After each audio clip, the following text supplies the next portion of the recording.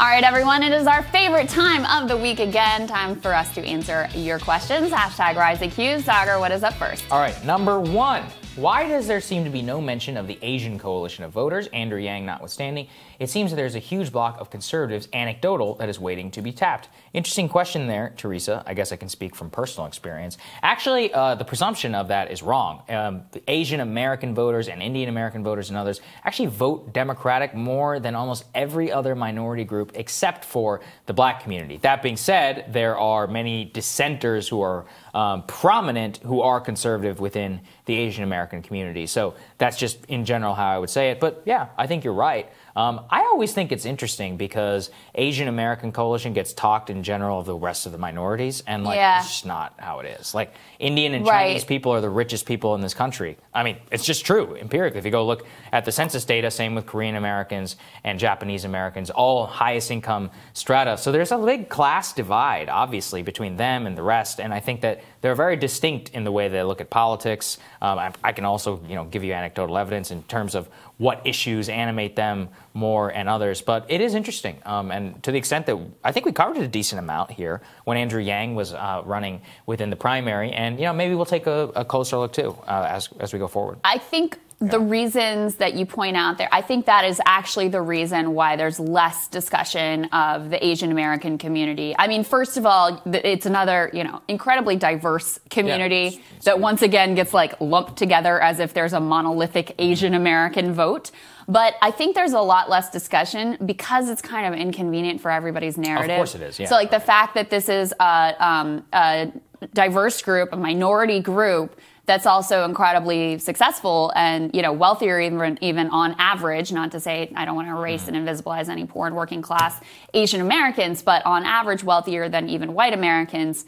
It's just kind of uncomfortable for a lot of narratives. Yeah. So I think that's why there's just let's not talk that much about them because we don't want to get into everything that's going on there. So that is a very unfortunate thing. Great question, though. Very good question. One I want to continue to think about. All right, question number 2. Since Pence's response to the election is in line with what Fox is saying, can Fox prosper the next 4 years by becoming Pence TV? Something tells me that the charisma of the current vice president is probably not enough to deliver ratings for any cable news network. Yeah, look, no, obviously no. Here's the thing. It's not about Trump TV or Fox TV. The reason people think it's Trump TV is because it's about grievance, and that's what Trump was best at doing. So Fox and all conservative media, having come from there, they are going to go gangbusters in a Biden administration because when you don't, it's about defense versus offense, which is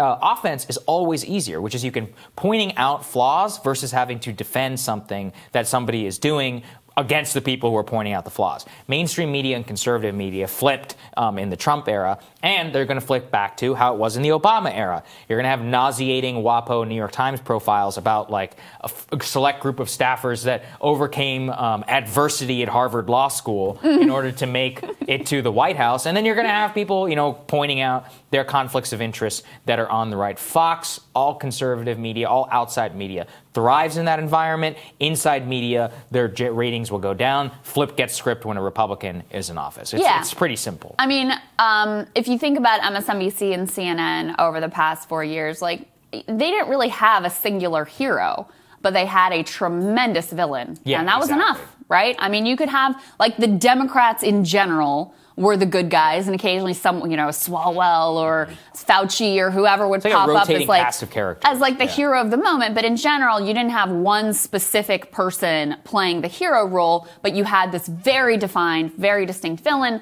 Fox is now gonna make Joe Biden their villain. They may throw Kamala Harris in the mix there too, because she very likely will be the Democratic nominee 4 years from now. So those two will try to serve as the villain. I don't know if they're quite as good of a villain as even Barack Obama or certainly Donald Trump. Kamala's a pretty good villain. But don't worry, they're going to do their best, and they are very skilled at this thing. This is one thing that they absolutely know how to do. So don't you worry, they won't have to go so far as being Mike Pence TV. That's right. All right, last question here. All right. If the Democrats have Senate control as planned, Georgia Senate results stay, no conservative Democrats flipped parties, do you feel that the Democrats will find a way to prevent Bernie Sanders from being the Budget Committee chairman? Why or why not? I will say just up front, no. And the reason why is their own precedent. Now, maybe if there's any party they'd ever violate precedent for, it is Bernie. But the seniority system rules on the Democratic side of the aisle whenever it comes to chairmanship of the different committees. And I see no reason why he will not be the chairman of the Senate Budget Committee.